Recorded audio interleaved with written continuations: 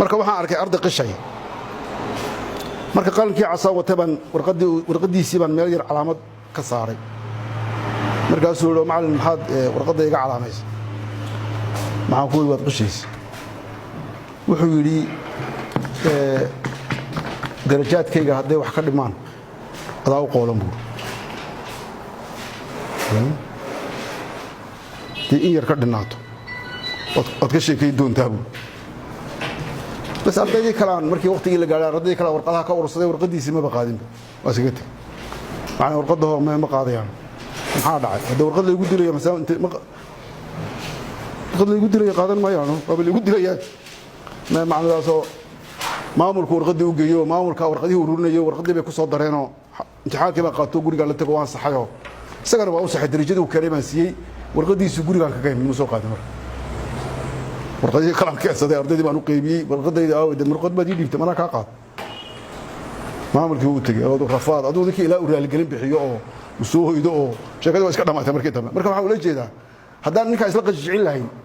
isagoo intuu rabo isqabsan lahayn oo murmi lahayn oo problem baa halka kuwa kale ka sii faa'iideysan lahaa wadaalka way dhacdaa group baa ku soo heshiinaya in problem la abuuro meeshan in firin la wado moogta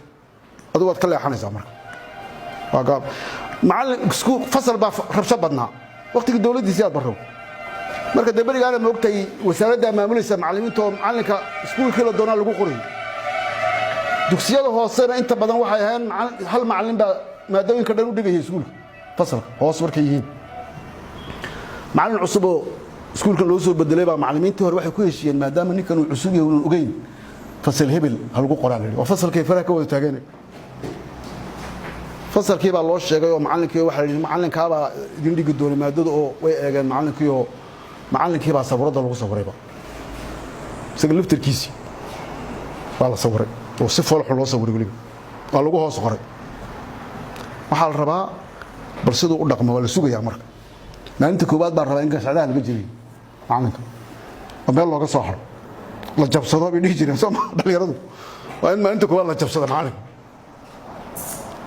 bes uu soo galay uu arkay markaasuu yidhi maasha allah oo kaale niman sawirka si fiican u yaqaanaa idinku jireen abaalmarin baan siinayaa buuri ninkii i sawiray marka uu ka raayay soo ma yaa uu ka adkaaday isaga gasacdii ka jabiyey meeshay doonayeen isaga gasacdaha ka jabiyaan